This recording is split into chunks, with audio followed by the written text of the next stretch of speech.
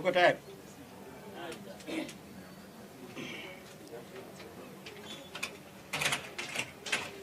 Fungua joto. Ndugu wanahabari, habari za mchana.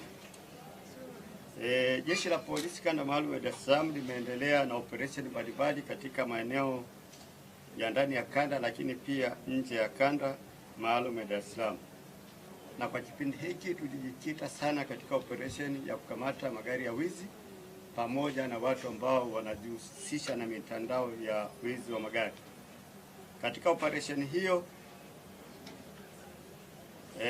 tumefanikiwa kukamata watuhumiwa 15 wakiwa na magari ya wizi yapatayo 7, bajaji 1, lakini pia pikipiki 1.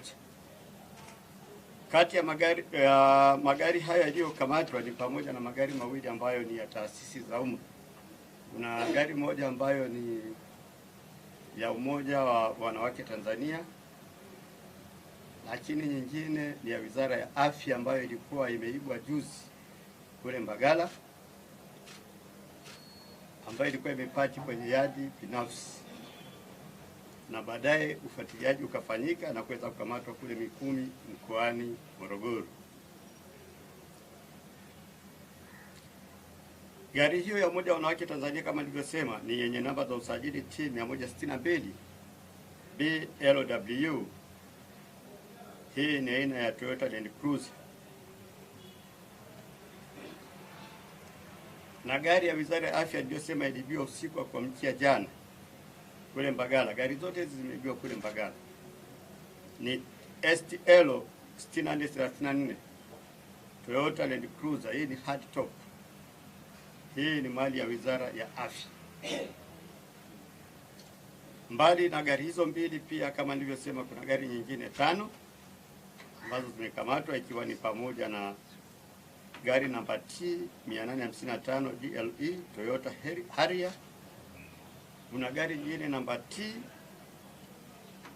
199 DEU Toyota Noah.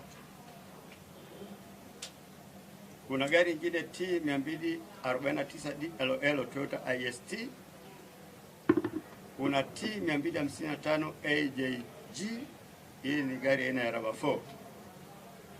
Hii ilibiwa kule Chuo Kikuu cha Dar es Salaam na namba zake halisi ni namba T 271 DFF.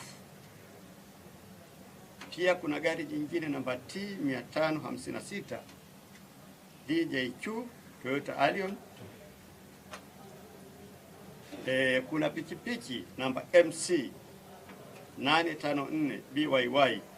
Hii ni aina TVS Honda.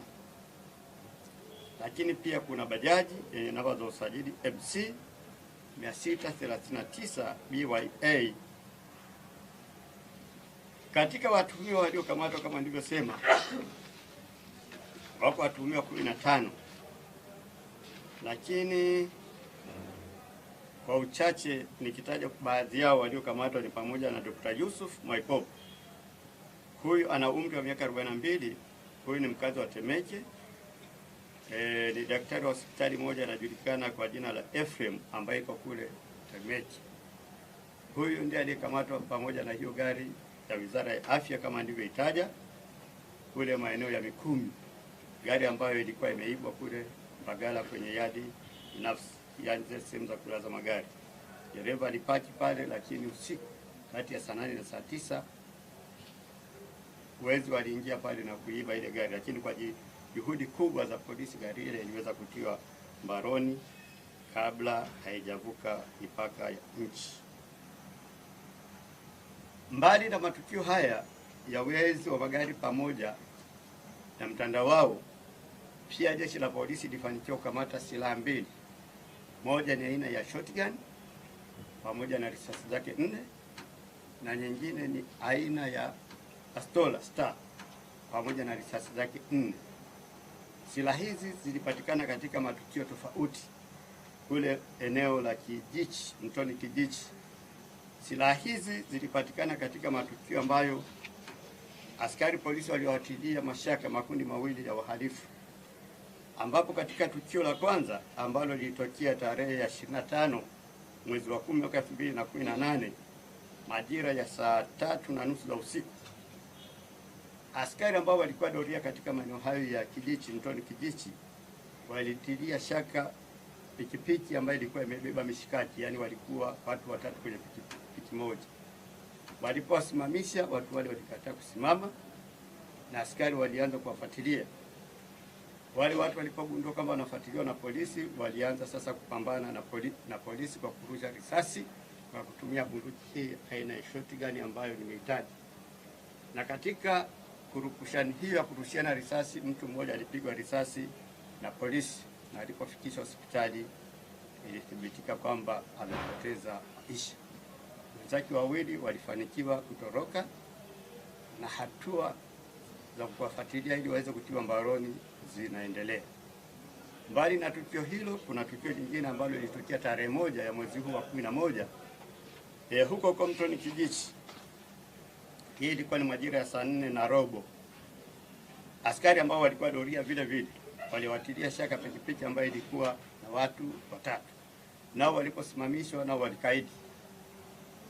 Baada ya kuwafuatilia nao walianza mapambano na polisi, na katika mapambano hayo polisi walifanikiwa kwa jeruhi wote watatu kwa risasi, na walipopekuliwa basi walikutwa na silaha aina ya star kama unavyoiona hapo, haina namba, lakini ndani ya magazini zilikutwa risasi 4.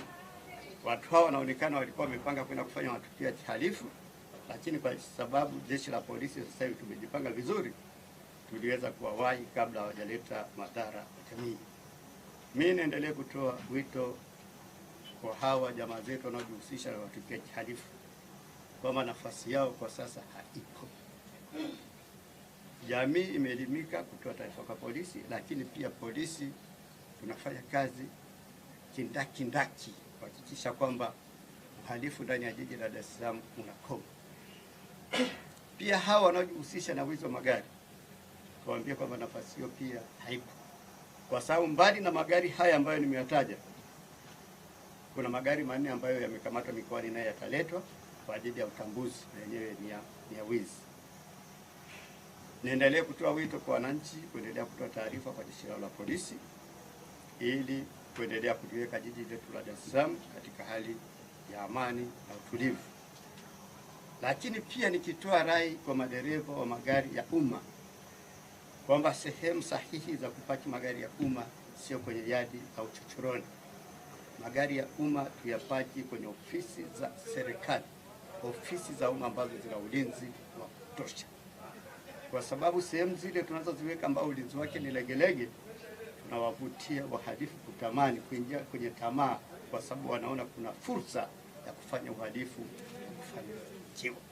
Kwa hiyo nitoe wito, na hatutasita kuchukua hatua kwa dereva ambaye atakiuka utaratibu, kwa sababu utaratibu uko wazi kwa magari ya serikali kwamba yanatakiwa yalazwe kwenye ofisi za serikali na si vinginevyo.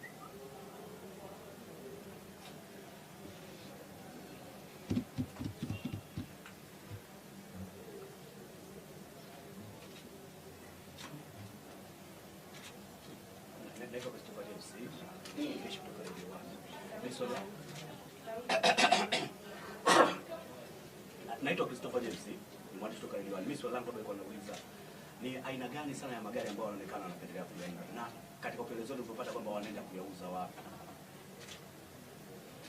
Hakuna specification ya aina magari ambayo yanapendwa sana, lakini tukifuatilia kwa uzaidi, magari aina ya Noah yamekuwa yakiongoza katika aina ya magari ambayo yanaibwa, lakini mara nyingi yanauzwa ndani, lakini kwa sababu hakuna ambaye amefanikiwa kutoa gari nje ya nchi, tunawakamata kabla hawajatoka nje ya nchi, lakini mengi tunayakamata ndani ya Dar es Salaam, lakini hata wale wanaotoka nje ya Dar es Salaam nao wanatiwa mbaroni. Lakini aina ya magari ambayo inaibwa kwa wingi kwa sasa ni aina ya Toyota Noah. Naam.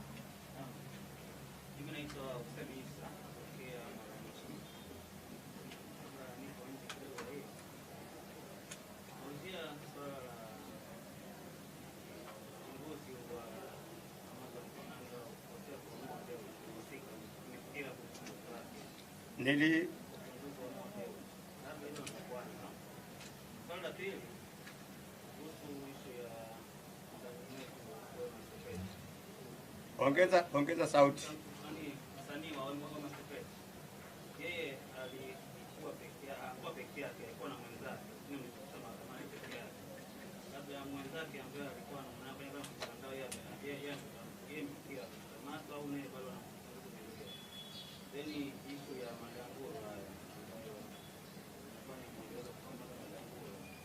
Na kuomba utoe sauti. Labda kama unazungumza na jirani yako hapo muendelee, lakini kama ni mimi utoe sauti na nifikie. Yapi? Unafahamu andiko? Kama unazo taarifa kuhusu madanguro, basi tunakukaribisha utuletee hizo taarifa za madanguro. Kuhusu Wema Sepetu, kesi ya jeko mahakamani, nisingependa sana kuizungumzia, lakini tunachosema kila aliyehusika atakamatwa na kufikishwa mahakamani pale atakapokuwa amekamatwa. Hakuna atakayepona kama amefanya tukio halifu. Kuhusu Mo Dewji, nilisema tutakapokuwa tuna taarifa za kukupeni tutakuiteni ili tuweze kukupeni hizo taarifa. Investigation ni mchakato, inachukua muda kumjua ni nani, yuko wapi. Kwa hiyo tutakapokuwa tuna taarifa mpya tutakuiteni na kukupeni taarifa hizo mpya, yani maendeleo ya pale tulipofikia.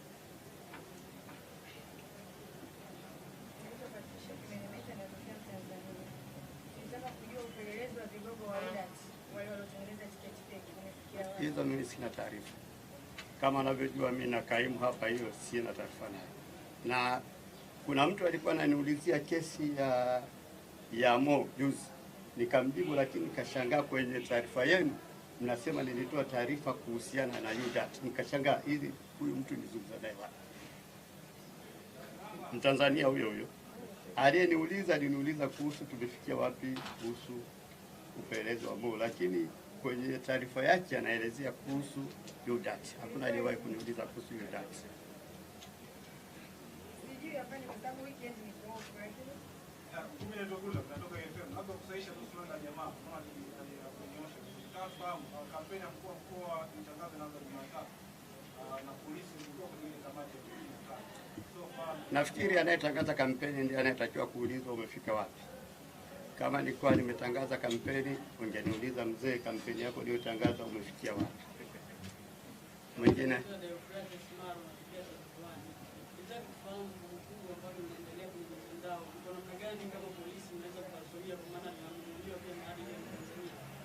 sijaelewa.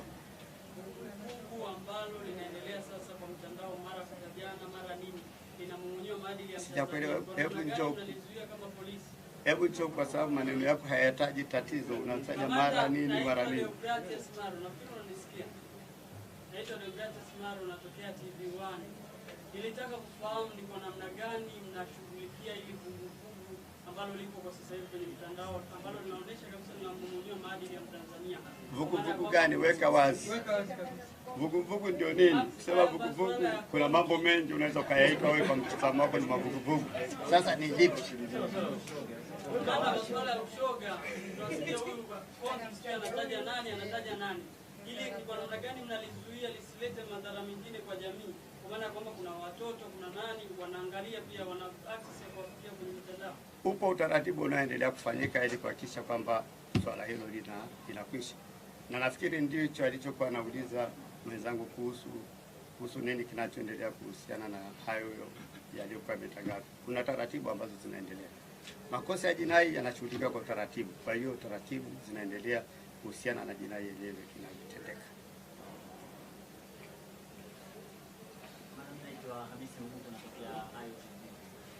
Swali langu lilikuwa ni kwamba kulimezungumza swala la madereva ambao wanatumia magari ya serikali kwenda kupaki sehemu zenye yadi.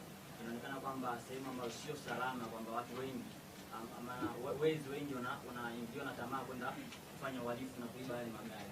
Sasa bado kuna watu ambao wanatumia yadi kama kuhifadhi magari yao kwa usiku na then asubuhi na watu wa kawaida sio wa serikali. Sasa wito wenu kama jeshi la polisi upo vipi kwa upande wa watu wengine achana ukiachana? Sehemu yoyote kushakubali kuhifadhi mali za watu lazima uhakikishe kwamba usalama wa kutosha upo. Na pale tutakapothibitisha kwamba unahifadhi mali za watu bila kuhakikisha kwamba usalama wa kutosha upo, tutakuchukulia.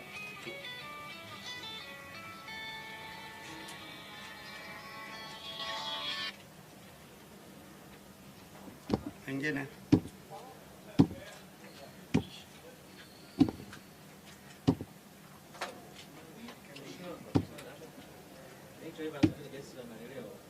kuna mtandao mmoja wa Marekani kama taarifa habari umetoa kwamba kufuatia hii mchakato wa kukamata mashoga kwenye majina, kwamba wengine wanatoroka wanapiga nchi jirani kwamba asylum, na wengine inasema kwamba hali yao ya usalama ni si shwari kwa Tanzania kufuatia hii ya kuchanisha majina. sina taarifa, sina uhakika kuhusu taarifa yako unayotoa. Nazungumzia mambo ambayo nimeyaona na ambayo nina majibu yake. Hayo mimi sijaona. Lakini sema Tanzania ni salama, na sehemu salama zaidi kuishi duniani. Ni nchi ya amani na utulivu mwingi. Kwa hiyo hatuna sababu ya mtu yote kuwa na hofu.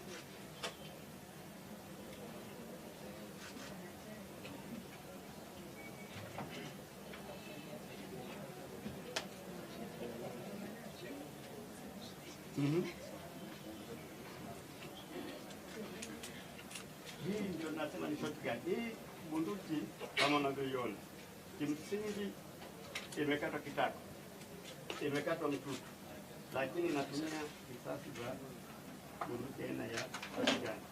Na risasi hizi ambazo nisema kwamba zinapatikana ndio hizi hapa.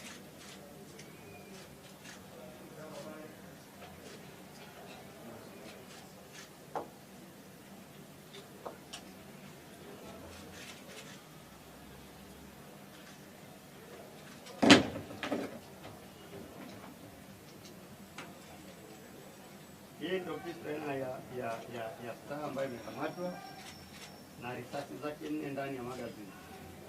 Hizi hapa. Lakini mbali na hayo, hii inatumika katika kutengeneza milipuko, inaweza kutumika katika mambo mengi, aidha kwenye uvuvi haramu, lakini pia kwenye kutengeneza hata mabomu kama unavyoona. Hizi detonator ikishirikiana kwa pamoja zinaweza kutengeneza milipuko.